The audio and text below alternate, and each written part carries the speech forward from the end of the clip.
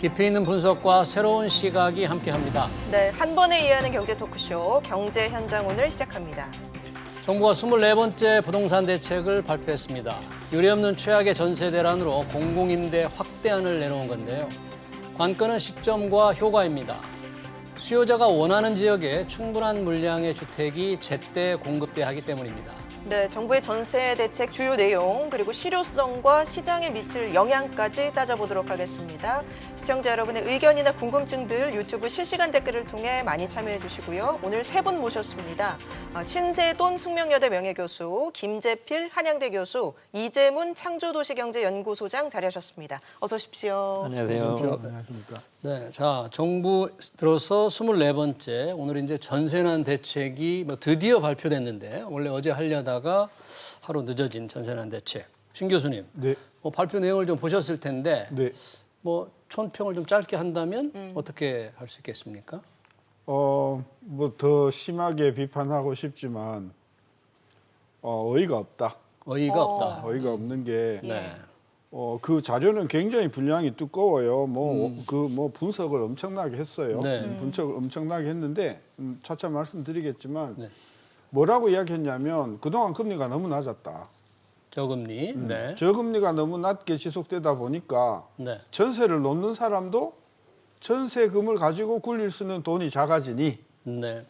가격을 올리는 요인이 하나 있다. 보증금을 더 높인다. 그다음 네. 또 하나는 돈을 쉽게 또 큰 비용을 들이지 않고 빌리게 되니 이분들이 다 전세 시장으로 몰리면서 수요가 증가했다. 임차인들이 많아졌다. 네. 그렇다면 거기에 대한 대책을 내놔야죠. 거기에 대한 대책은 그럼 금리를 올릴 수도 없잖아요. 아니 그러니까 네. 진단을 했으면 예. 그리고 이 주택 문제가 그만큼 심각한 문제라고 한다는 거를 알았으면 네. 금리가 저금리라서 부동산 가격이 오르고 전세 가격이 오른 이 부분에 대해서 왜 아무 말씀 안 하시냐라고 하는 차원에서 저는 어이가 없다. 매우 없고 네. 또 하나는 왜 그 이야기를 안 했어요? 전세를 놓는 사람들이 전세 소득에 대해서 임대 소득에 대해서 과세를 세게 하겠다. 네. 3억 이상 전세를 놓는 사람에 대해서는 과세를 하겠다. 네. 그리고 종부세, 양도소득세 등 주택을 가지고 있는 사람에 대해서는 과세를 하겠다 했단 말입니다. 그렇죠. 그럼 집을 가지고 있는 사람은 세부 부담이 당장 커지니 네. 그걸 어디다 전가하겠어요? 그게 다 그 전세 가격이나 전가하지 않겠어요? 네.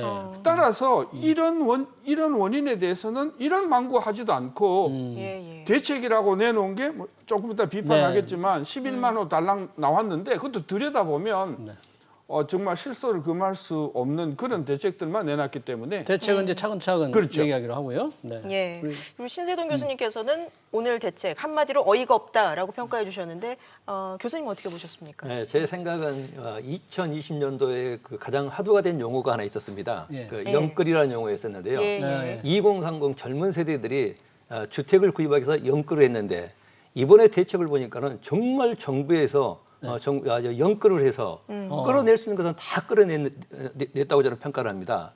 단 그 수량에서 보면은 11만 4천 네. 수량으로는 충분합니다. 아, 그래요? 근데 이게 이제 수량으로서는 충분하게 만족감을 주는데 어느 지역에 어떻게 하겠다는 구체적인 방안이 조금 미흡했다.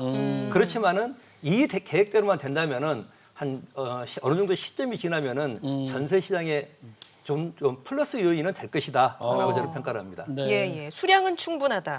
이재문 소장님은 어떻게 평가하십니까? 예, 저도 수량은 충분하다라고 생각하고요. 충분하다. 다소 미흡한 부분은 있지만 나름대로 정부가 끌어낼 수 있는 현안은 충분히 끌어낸 어떤 고민의 좀 흔적들이 좀 보이긴 했습니다. 물론 아까 신 교수님 말씀하신 대로 이제 어떤 그 나름대로의 처방과 어떤 결과가 다소 이렇게 좀 생뚱맞은 어떤 그런 부분들도 있지만 현재 전세 대책으로 우리가 타이틀이 전세 대책이니까 전세 대책으로 내놓을 수 있는 단기적인 처방에 있어서는 충분히 좀 더 계획적이고 구체적이었던 부분이 좀 있었다라고 보여지고 이것이 계획대로만 원활하게 정착이 되고 이루어질 수 있다라면 단기적인 전세 시장에서의 어떤 불안감 확대와 어떤 심리적인 안정감 이런 것들은 조금 어느 정도 회복이 될 수 있는 부분이 아니었나 저는 그렇게 평가하고 있습니다. 제가 이거는 꼭 짚고 넘어가야겠어요. 이게 지금 수량이 충분하다고 하셨는데요. 11만 4천 호가 충분하다고 했는데 제가 한번 예. 여쭤볼게요. 네. 서울, 경기, 인천, 수도권의 전세 지금 주택 수가 총 제가 갖고 있는 통계는 166만입니다. 현재 166만? 전 임차인 수가 그렇다는 얘기죠? 전세만. 그 전세만. 월세는 또 따로 월세 빼고, 있으니까. 네. 그러면 166만 가구가 지금 서울, 경기, 인천에 전세로 살고 계신데 네. 우리가 통상 24개월 중심으로 계약을 한다고 하면 한 달에 갱신 물량이 얼마가 나오냐 하면요. 166만 나누기 24 해보면요. 월 6만 9천 개가 계약이 만료가 돼요. 네네. 월. 그러니까 매월 6만 9천 개, 약 7만 개 정도가 계약 갱신에 된단 말이죠. 네. 예. 이번에 이런 그동안의 정부의 어떤 조치라든지 세금이라든지 이런 것으로 인해서 이번 특히 임대차 3법으로 인해서 나 이제 더 이상 전세 물량으로 못 내놓겠다 라고 하는 분을 네. 10%라고 가정합시다. 저 10%보다 훨씬 크다고 보는데요. 예. 그러면 한 달에 평균 7만 호가 계약갱신 물량으로 들어오는데 그중에 10%가 나는 이제 전세 안 해.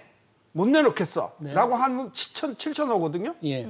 그러면 이게 지금 전세차 임대차 계약이 법이 나온 게 이제 8월 달에 나왔으니까 네. 그럼 9월서부터 9월, 10월, 11월, 12월까지 4개월 동안만 나오는 물량이 월 7천호 곱하기 4개월 하면 3만 채입니다. 네. 그리고 내년 상반기까지 연장으로 해서 해보면 9개월이니까 네. 6만 호 이상이 전세 시장에서 사라지는 물량이란 말이에요. 예. 예? 수도권에서만. 네.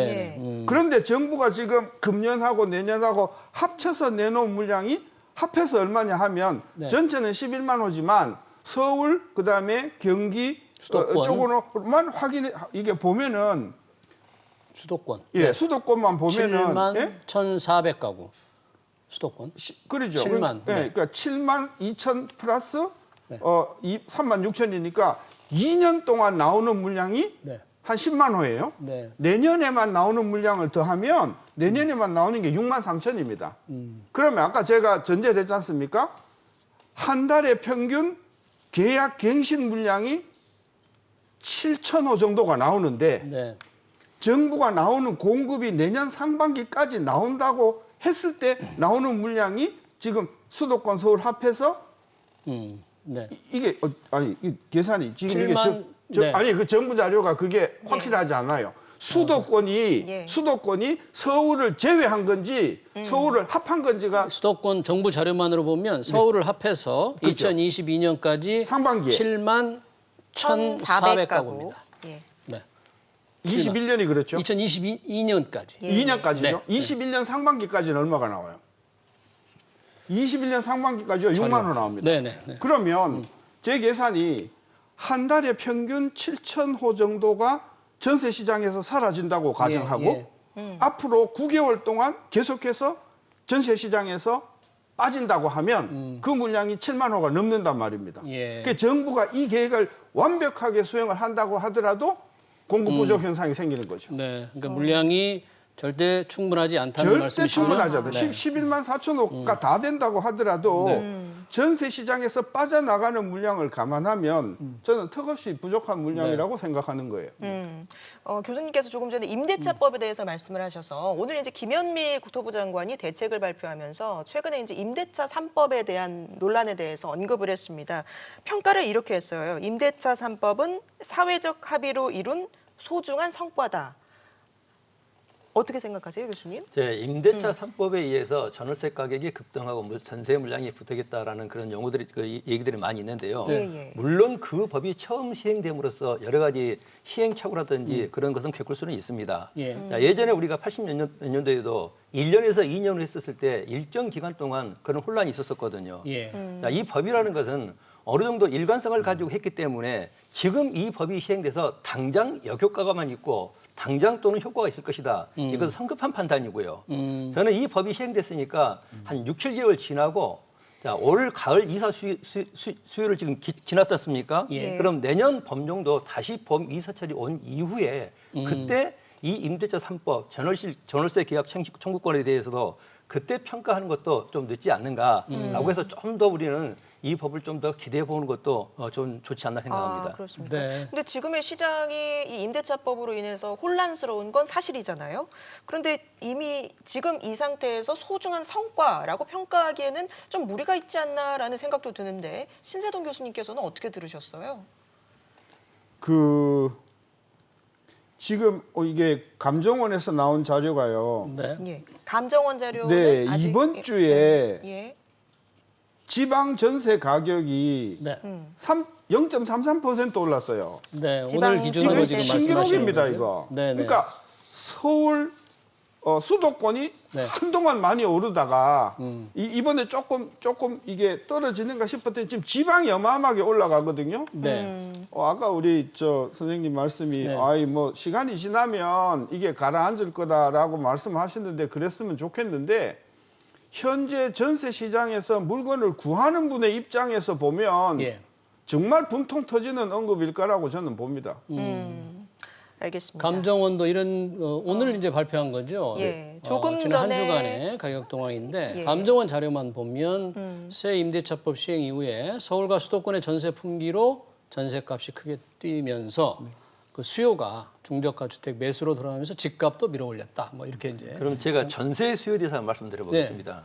자, 전세 수요라는 것은 두 가지로 구분할 수가 있습니다. 왜냐하면 기존의 전세 수요자들은 대부분 이 임대차 3법에 영향을 받아서 재갱신 계약 청구권에서 2년을 살았단 말이에요. 예. 그러면은 임대료 인상이 5%였기 때문에 굉장히 그 좋은 효과를 받고요. 예. 또 신규 새로 진입하는 이런 젊은 세대들에게는 신규 물량이 없고 그다음에 임대차 3법에 대해서 5%의 적용을 받지 않기 때문에 전세 가격이 폭등했던 건 사실입니다. 네. 그래서 그 수요들은 그 수요와 기존의 수요를 한번 비교할 필요가 있어서 어떤 수요에게 어떤 더 혜택이 많이 갔는지도 저는 한번 우리가 평가를 해봐야 된다고 생각합니다. 네, 그러니까 임대차 3법 지금 시행되고 입법의 효과가 어느 정도 있었다는 게 김 교수님의 네, 그래서 이제 생각이시네요. 지금 김현미 장관께서 그 굉장히 좋은 평가를 하셨는데 그 평가도 조금 성급하고요. 네. 또 너무 힘들다, 어렵다, 안 좋다라는 그 평가도 지금은 좀 시급해서 우리가 한 그 전세 텀을 기다려 보고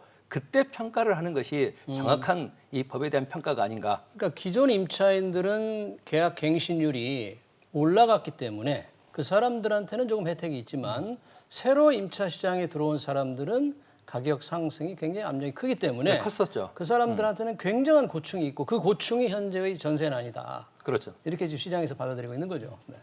저한테 질문하려고 네, 그러려고 합니다. 이제 오늘 대책에 대해서 좀 얘기를 해보고 싶은데, 자, 이 대책이 오늘 여러 가지가 나왔어요. 소장님, 대책을 좀 우선 몇 가지 갈래로 지금 나와 있는지 이 소장님께서 한번 좀 설명을 좀 해주시죠. 뭐가 이렇게 오늘 발표가 됐는지. 뭐 일단 대부분의 정책들 내용이 이제 기존의 주택들에 대한 수정 보완들이 있고 이것이 좀 획기적이다라고 얘기할 수 있는 어떤 그런 대책들은 조금 없죠. 예. 하지만 이제 기존에 이제 공공임대주택이라든지 이런 거를 공급을 했지만 실질적으로 시중에 예. 상당량의 공실이 지금 남아 있는 그런 부분들은 어떠한 제도 진입을 하는 데 있어서 자격 요건이라든지 이제 그런 것들을 엄격하게 적용했기 때문에 필연적으로 공실이 남아 있을 수밖에 없는 상황이 있었던 거를 이런 것들을 어떤 제도적인 완화라든지 이런 거를 통해서 예. 지금 이제 전월세 시장에 유입시키겠다라는 어떤 그런 부분들이 있고요. 예. 그다음에 지금 LH공사하고 SH공사에서 지금까지 지속해왔던 네. 매입형 약정 임대주택이라든지 이런 것들을 조금 확대해서 이제 지금 공급을 하겠다라고 얘기하고 현재 지금 제일 많이 이제 좀 말이 좀 회자되고 있는 것들이 어떤 비주택 공실 중에서 이제 그 호텔을 이제 이렇게 전셋집으로 바꾸겠다 그래서 여기저기서 이제 언론에 비판적인 얘기들이 좀 나오고 있는데요. 예. 저는 한편은 약간의 좀 긍정적인 측면을 좀 더 생각한다라면 그 다음에 이제 마지막으로 30평의 예, 뭐 30평은 이제 주형 공공 민간 있는데, 쪽에서도 네. 임대주택이라든지 공공 임대 쪽에서 예.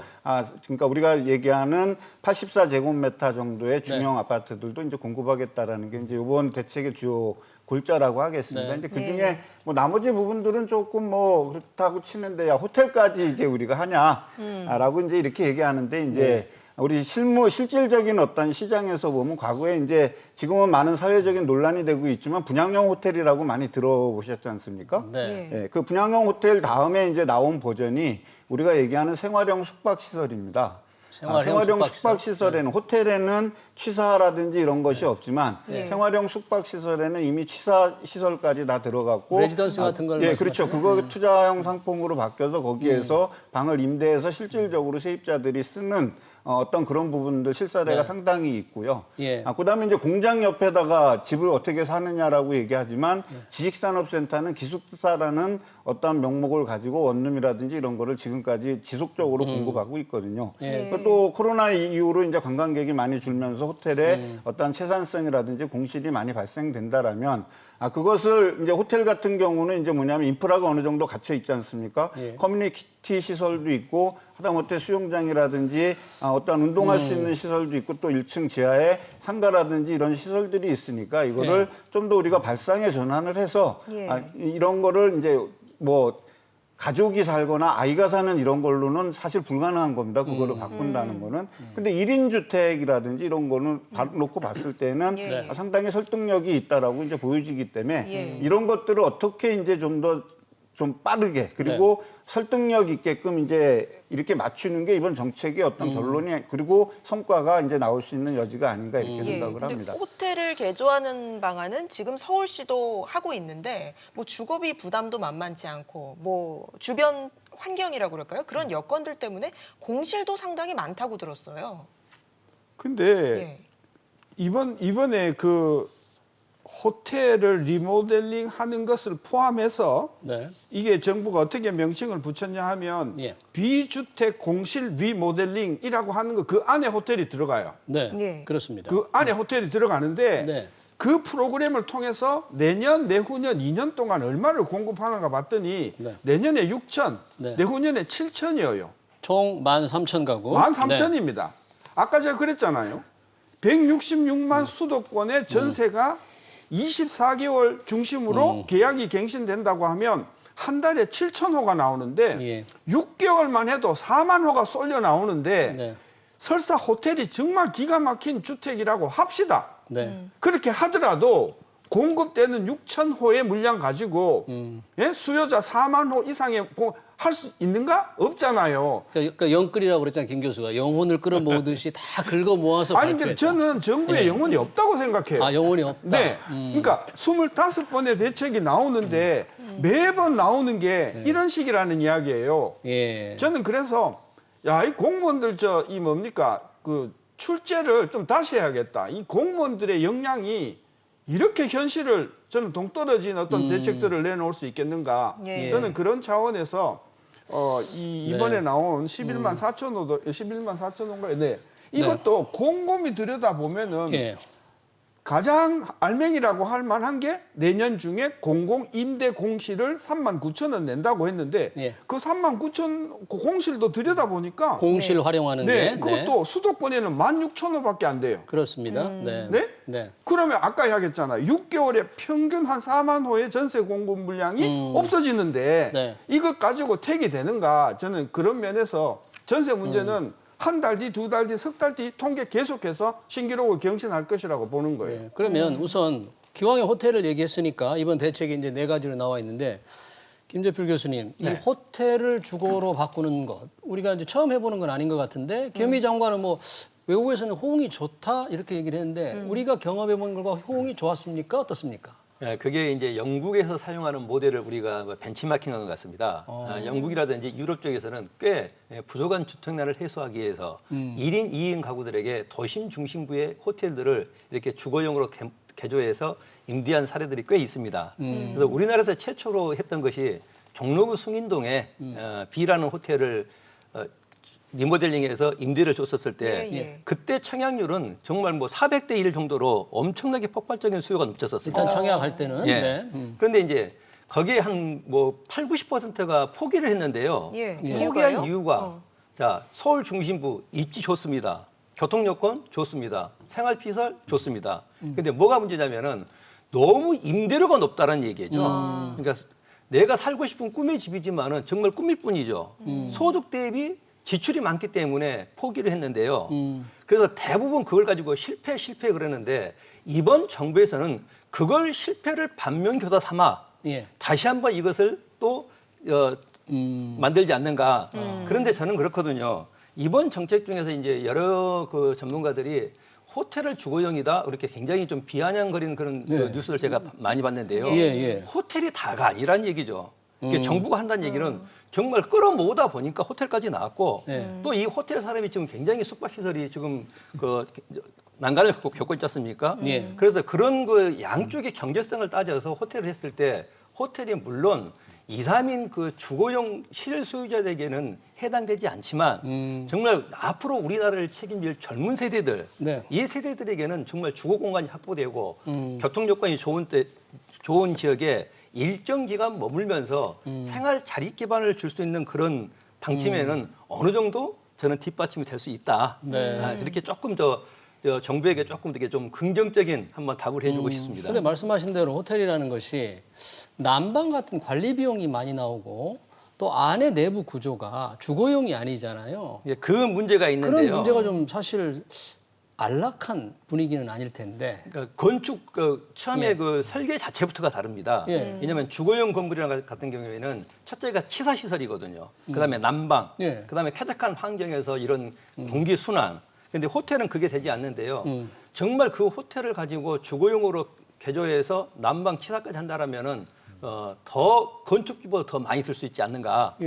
그래서 가성비에서는 떨어질 수 있지만은 예. 당장 부족한 1인 2인 가구들에게는 혜택을 줄 수 있다. 네. 그래서 제가 영끌이라고 제가 용어를 붙였습니다. 근데 알겠습니다. 오늘 그 김종인 국민의힘 대책위원장은 호텔 그 주거 전환에 관해서 듣지도 보지도 못한 호텔 찬스로 혹세 무민한다. 아주 폄하를 했더라고요. 그거는 아닌 것 같고요. 예. 과거에도 주택으로 개조해서 바꿔놨었고, 그다음에 아까도 제가 말씀드렸지만 생활형 숙박시설이라는 어떤 이런 걸로 분양을 해서 그걸로 지금 실제로 호텔로 운영하는데 우리가 들어가서 호텔인 줄 알았더니 가봤더니 주방시설도 있고 다 있다라는 거죠.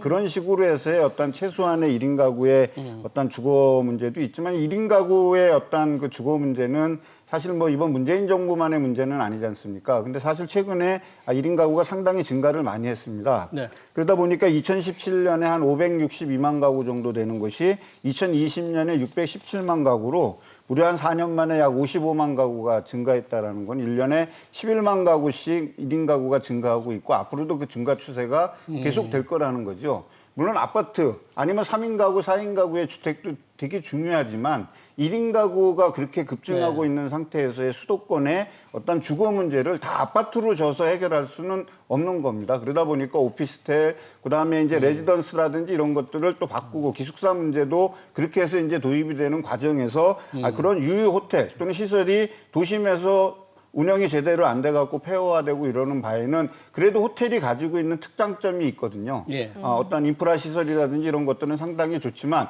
아까 김 교수님 말씀하셨듯이 그것이 금액이 적합하다라면 청년들은 기꺼이 저는 1인 가구는 선택할 수 있는 여지가 있기 때문에 우리가 그런 측면으로 봐야지 그거를 혹세무민까지 예. 얘기한다라는 거는 예. 사실 그분이 부동산 정책가는 아니지 않습니까? 아무리 정치라든지 네. 이런 것도 하더라도 혹세무민 정도 한다라는 평가를 하려면 네. 그 이전에 그런 주택의 유형이라든지 변화라든지 적어도 이런 거를 참고하신 이후에 말씀하시는 게 좀 적절한 표현이 아닌가 이렇게 생각을 합니다. 그리고 주택 정책은 모두의 문제지 이게 정치의 문제는 아니지 않습니까? 그럼에도 불구하고 어떤 정책이 나오면 오늘 정책이 나왔는데 오늘 혹세무민이라고 그러면 그분은 그러면 그분이 좀 대책을 내놓으시죠. 네. 이제 뭐 대책이 있어요. 임대차 3법을 원상 복귀하라 뭐 이런 얘기를 하셨죠, 전에. 네. 시대를 거꾸로 갈 수는 없지 않습니까? 네. 아까 지금 뭐 김현미 장관이 임대차법은 3법은 어느 정도 사회적 성과가 있었다라고 예. 보는데 예. 어느 정권을 두둔하는 게 아니라 저는 분명히 있다라고 봅니다.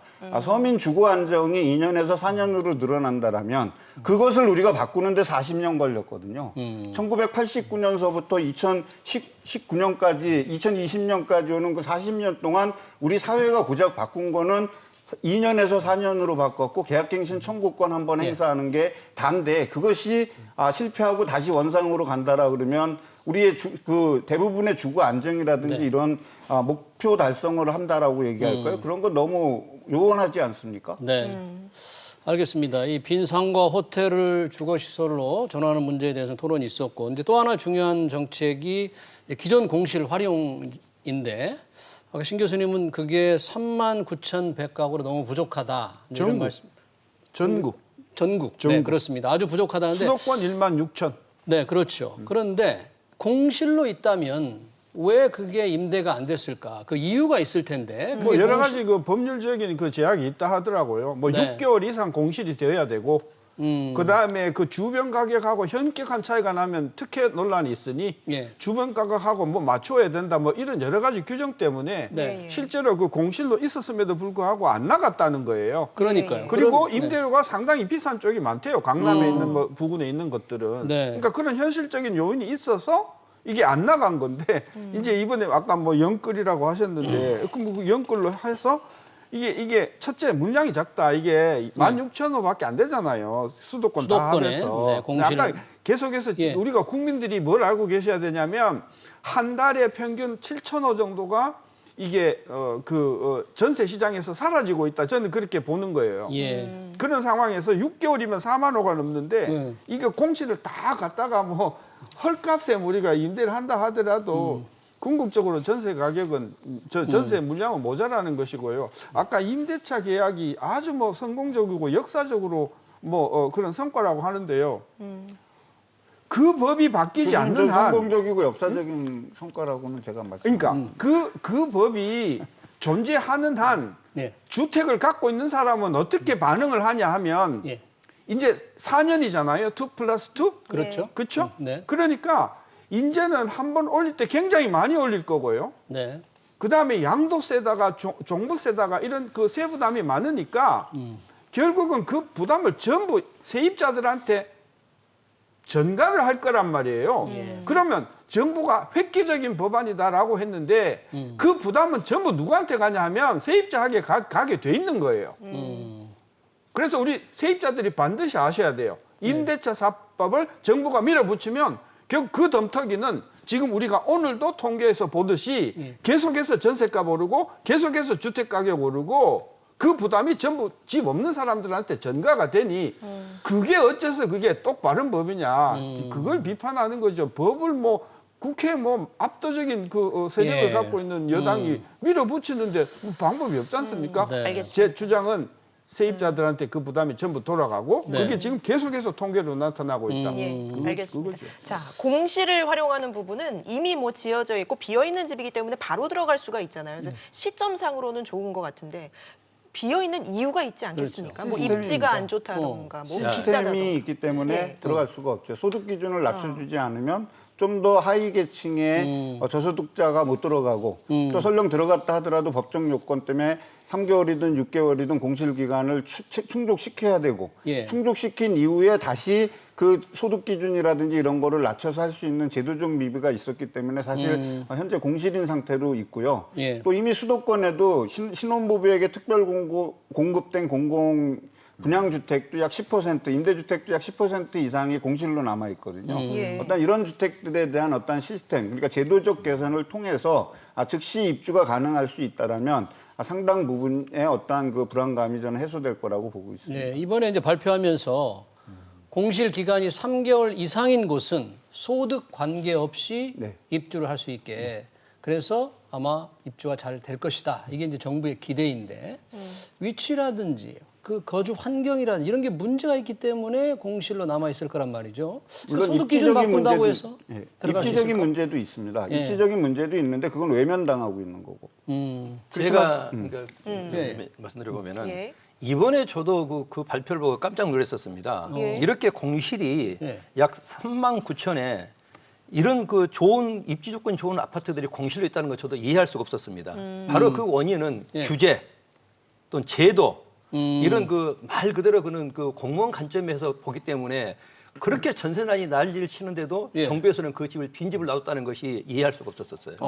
근데 그것도 보면은 서울에서 보면은 강남에 198가구, 네. 그리고 서초에 송파에 263가구, 예. 강동에 356가구 그러면은 예.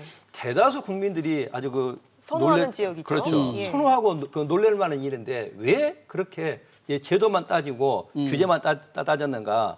자, 이것을 앞으로 정부에서는 그러니까 제일 중요한 게 소득 수준이었었잖아요. 소득 기준, 소득 기준. 요건이 안 그다음에 맞기 자격 때문에. 요건. 자격. 자, 그걸 앞으로 철폐하겠다. 예. 이것은 굉장히 획기적인 거라고 생각하고요. 예. 예전에 모 정권에서 그 규제 철폐 그래서 통치권자의 말 한마디에 전봇대도 뽑아버리는 네. 이런 가감한 그런 제도 개선이 앞으로 필요하고요. 특히 이 부동산 시장에서도 관 주도보다는 이제는 관은 공공에 전념하고 예. 나머지는 민간에 이양하는 형식의 관과 민간이 나눠서 서로 역할을 해야만 이 주택 나라를 타개할 수 있다고 저는 생각을 하고 있습니다. 근데 이게 여담인데 예. 그 지금 아까 뭐 강남 지역에 굉장히 그 좋은 주거 환경인데 공실이 많았다. 그 이제 주택 그 소득 기준을 낮춘다. 저는 소득 그 기준, 입주자들이 대단한 반발이 일어날 거라고 봅니다. 그래요? 소득 기준을 완화해서 네. 소득 관계없이 들어갈 수 있게 해주겠다. 그렇죠. 오히려 그렇게 되면- 너무 소득 기준이 까다로워서 못 들어갔다. 이런 그렇게 얘기예요. 되면 기존 입주자들이 저는 상당한 어떤 그런 갈등 요인이 될 거라고 봐요. 그 서울역 그 남영역 부근에 보면은 예. LG자이라는 굉장히 고가의 아파트가 있고 바로 고가 건너에다가 그 청소년을 위한 임대주택을 지금 짓고 있어요. 거의 다 완공이 됐어요. 예.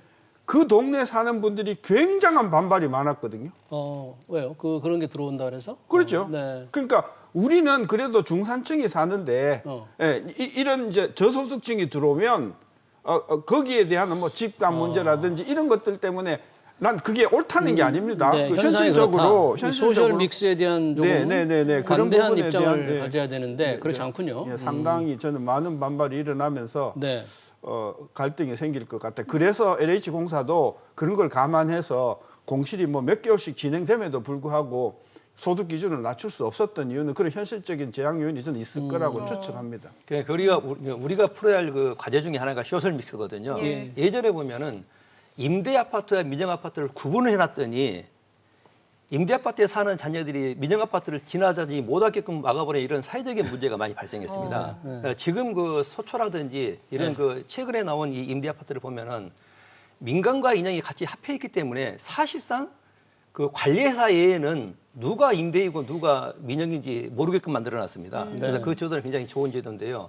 지금 보면은 거기에 그러면은 들어가고 싶은 사람들은 보증금이 비싸서 못 들어가고 또 생활 수준이 된 사람들은 자격 요건이 있어 못 들어가고 그럼 영원히 비워놓자는 얘기입니까? 예. 누군가가 들어가야죠. 그래서 이번에 그 제도를 풀어놓고 규제를 하나 시킨 것은 어느 정도의 좀 효과가 있다고 저는 생각을 하고 있고요. 그래요? 앞으로 이런 뭔가 규제와 이렇게 프레임에서 벗어난 뭔가 좀 이렇게 좀 역동적이고 그때 시대에 맞는 이런 정책을 좀 관주도에서 펼쳤으면 좋겠다고 생각합니다. 이번에- 공공 네. 임대주택에서 어떤 소득 기준을 둔 거는 입주를 한 이후에 이 사람이 제대로 월세를 낼 수 있느냐의 어떤 문제가 상당히 좀 좌지우지할 수 있거든요. 왜냐하면 공적 자금을 투입해서 아파트 1000세대를 임대주택으로 지었는데 임대주택에 들어오신 분들이 월세를 제대로 내지 못하게 되면 아파트를 운영하고 유지보수하고 관리하는 데 있어서 상당히 비용적인 측면이 마이너스가 날 확률이 높거든요. 이제 예. 그런 부분에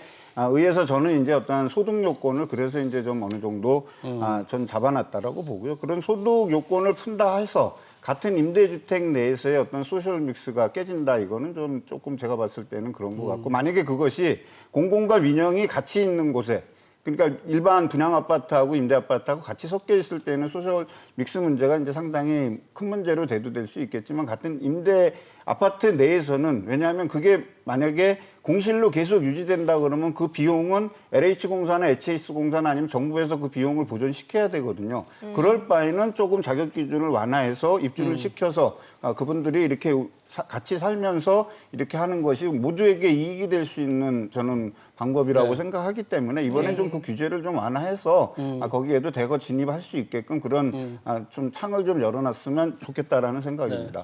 제가 이번에 그 강남이라든지 이쪽에 서초 쪽에 그 공공임대 전세 가격을 한번 파악을 해봤거든요. 예. 그런데 말 그대로 들어갈 요건이 되는 사람들은 자금 여력이 안 된다는 얘기예요.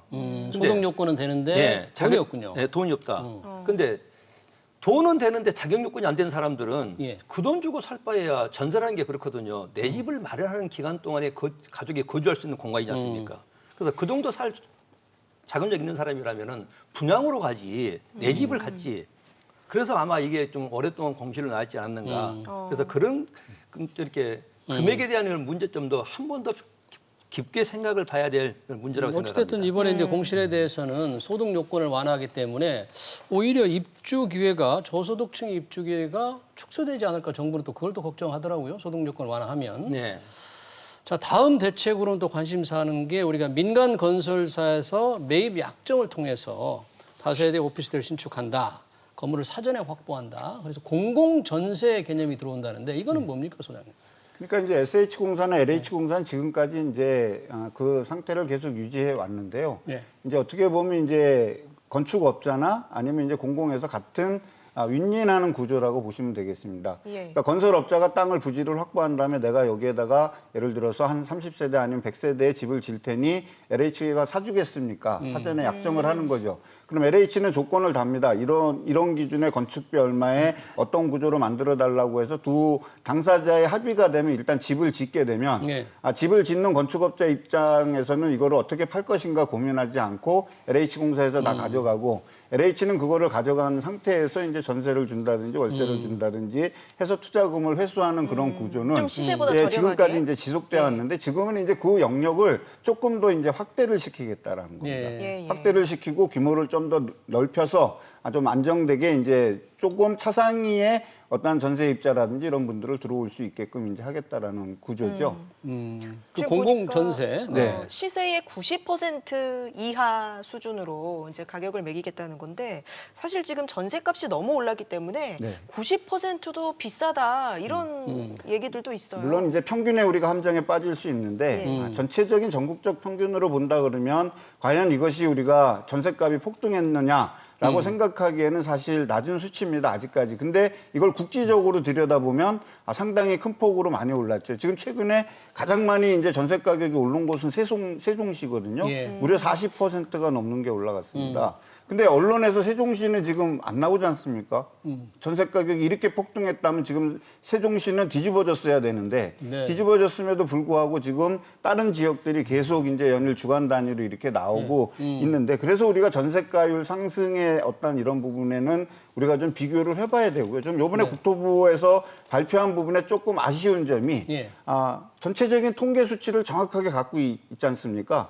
우리 핀셋이라는 말이 참 워낙 비난을 많이 받고 하다 보니까 지금은 핀셋이 나쁜 의미가 됐죠. 어떻게 보면 정밀 조준하는 건데 예. 그렇다면 전국의 어떤 부동산 시장의 불안 요인이라든지 아니면 주택 부족의 문제라든지 이런 거는 정부에서 저는 충분히 통계를 뽑아낼 수 있다라고 생각하는데 예. 그런 부분이 좀 충분히 당기지 않았기 때문에 이 정책이 수량만 11만 호, 11.4만 호로 공급하겠다라고 얘기하지만 선뜻 받아들이기에 뭐하기 때문에 오늘 정부 정책이 발표됐는데 한 40% 이상이 이거는 전세 대책에 효과가 없을 거다라는 어떤 평가들이 나왔지 않습니까? 네. 그러니까 이제 바로 그런 부분들이 이제 정부가 좀 너무 이렇게 뭐라 그럴까요? 조금 이렇게 방심하거나 아니면 좀 외면하는 부분이 아닌가 이렇게 생각합니다. 나름대로 수치적인 보완을 많이 하려고 했지만 예. 국민의 니즈가 무엇인지에 대한 그 부분에 대한 조금 고민이 좀 덜 된 그러니까 모습은 좀 원하는 아쉽습니다. 곳에서 살고 싶은 아파트가 과연 공급되느냐 네. 그게 중요한 거지 절대 물량, 절대 숫자 맞추는 게 과연 이 시장을 안정시킬 수 있겠느냐 뭐 이런 걱정인 거죠 소비자들은. 네, 그게 맞습니다. 왜냐하면은 수요가 있는 곳에 공급을 해야 되는데 네. 내가 살고 싶은 지역, 내가 갖고 싶은 주택에다 공급을 해줘야 되는데 그게 지금 안 된다는 얘기입니다. 근데 이제 문제는 뭐냐면은 우리나라의 이 주택은 아파트에는 주택으로 생각하지 않는다는 게 문제예요. 아파트에는. 자, 지금 보면은 같은 지역에 같은 면적에 거의 흡사한 구조의 주택이 이제 우리가 얘기하는 뭐 빌라라든지 연립주택 같은 게 보면은 그 가격과 아파트의 가격은 천지 차이거든요. 그래서 지금 물론 전세 가격이 올라갔지만은 국지적으로 오른 것이고 그다음 그 면적별로 오른 것이지 다 오른 것은 아니고요. 지금 우리나라의 그 OECD 국가 중에서 우리나라의 그 경제력 경제 수준, 우리나라의 문화 수준을 보면은 우리 정말 우리 국민들의 의식 수준이 너무 높아지지 않았는가. 그래서 이거 역시 한번 또 우리가 한번 심도 있게 생각해보고 네. 그런 지역 역시 우리가 이제 그렇다 보니까는 주거 환경이 좋은 지역에는 좋은 그런 교통 환경과 교육 시설과 문화 시설이 있는 것은 사실이지만 예. 네. 그래서 그렇지 않는 지역에도 국가에서 더 많은 그 인프라 구축을 해서 쾌적한 생활할 수 있는 그런 제도적 장치도 필요하다고 생각합니다. 알겠습니다. 또 하나 대책이 지금 임대 대부분 소형인데 85제곱미터, 그러니까 30평형대 질 좋은 중형을 공급하겠다는 거예요. 이 부분은 어떻게 보십니까? 뭐 저는 그게 85제곱미터가 됐든 그보다 더 작은 게 됐든 네. 정부가 이 현재 전세 시장에 처한 상황을 정확하게 인식하는 게 필요하다는 거예요. 예. 저는 이번에 그 전세 가격, 주택 가격의 대란을 촉발한 그야말로 그 수소폭탄적인 조치는 뭐였냐면 종부세, 양도세, 그다음에 이번에 세금 임대차 규제와 3법. 임대차법 3법. 그러니까 주택을 갖고 있는 사람들이 특히 이제 두 채 이상을 갖고 있는 분들이 대부분 전세 시장에 놓였는데 이분들이 세금 스트레스를 엄청나게 받은 거예요. 그래서 이제 이게 조만간 계약이 갱신 기간이 오면 이거 시장에 내놓지 않고 사태를 좀 관망하겠다. 근데 아까도 이야기했지만 매달 한 7,500 정도가 계속해서 시장에서 사라진다고 하면 이게 6개월 내지 1년만 누적되면 굉장히 무서운 물량이거든요. 예. 저는 이런 대책이 전혀 효과가 없을 거라고 보기 때문에 정부가 정말로 전세 시장을 안정시키려고 하고 주택 가격을 안정시키려고 하면 예.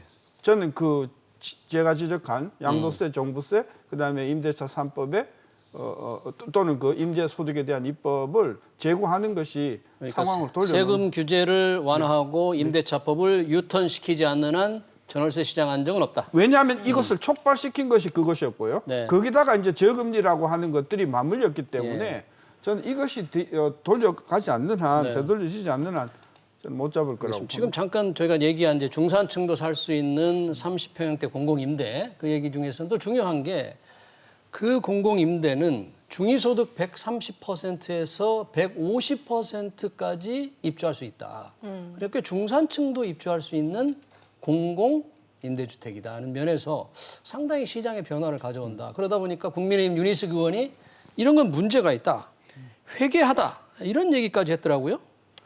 정부와 시장의 역할에 대한 충격적인 전환이다. 왜 이런 데까지 공공이 들어오느냐? 김 교수님 어떻게 보세요? 그걸 두 가지로 구분해 볼 수가 있습니다. 예. 물론 그 윤희숙 국회의원 말도 저는 일리는 있다고 생각을 합니다. 왜냐하면은 우리가 지금까지 펼쳐왔던 그 공공임대주택에 보면은 정말 가족이 3명만 되면은 살 수가 없는 협소주택들이었었어요. 그다음에 모든 생활 여건도 열악하고요. 예. 그래서 사람들이 민영 아파트 전세를 살거나 공공 아파트에 전세를 살다가 조금만 자금 여력이 되면은 어떻게 해서든지 내 집을 마련하는 그런 구조로 했기 때문에 주택이 부족했고 집값이 상승할 수밖에 없는 그런 구조였었죠. 예. 그래서 정부에서는 꼭 내 집을 갖지 않더라도 신혼부부가 둘이 결혼해서 방tuk간에 살다가 가족 얘들이 크고 성장하면은 방이 3칸, 4칸이 필요하겠죠. 그럼 굳이 집을 사지 않더라도 그 기후비용을 아껴서 그걸로 국가에서 안정적으로 거주할 수 있는 그런 주택을 마련해 주겠다. 예. 저는 그건 굉장히 좋은 제도라고 생각합니다. 자, 우리나라에 보면은 그 예국 같은 데 보면 그렇지 않습니까? 할아버지가 살던 집을 아버지가 살고 있고 예. 아버지가 살던 집을 자녀들이 살고 있는 그게 바로 미국의 그 렌트 주택이거든요. 근데 우리나라 보면은 자녀들이 초등학교만 입학하게 되면은 그 임대주택에 살 수 없는 그런 구조예요. 그래서 그런 사람들에게도 소득 수준이 좀 나아지고 가족이 늘어나더라도 살 수 있는 예. 집 걱정 없이 살 수 있는 그런 주택을 국가에서는 공급을 해주겠다.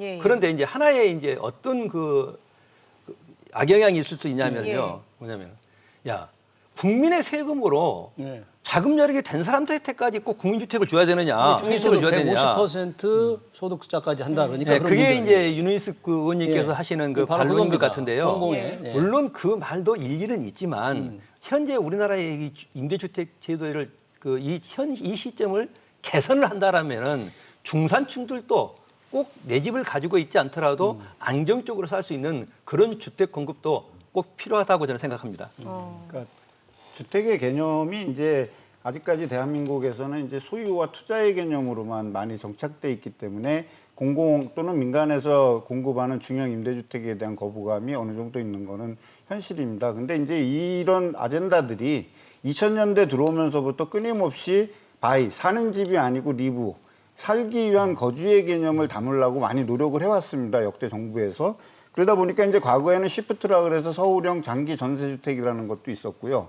그다음에 박근혜 정부에서는 뉴스테이라는 어떤 주택도 있었습니다. 뉴스테이도 중형이었거든요. 중형 이상의 주택을 뉴스테이. 중산층들이 네. 사는. 그러다 보니까 근데 임대료가 조금 중산층에 걸맞게 임대료도 비쌌고 그다음에 이제 그것이 너무 과도한 기업의 혜택으로 돌아갔기 때문에 이제 이것이 조금 제도가 이제 바뀌면서 이제 중형보다는 소형 위주의 어떤 주택이 공급돼 왔습니다.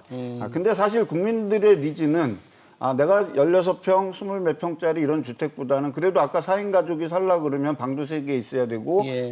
화장실도 2개 있어야 되는데 이런 규모로 갖추기 위해서는 우리가 봤을 땐 85제곱미터가 가장 많은 국민들이 살고 싶어하는 집이죠.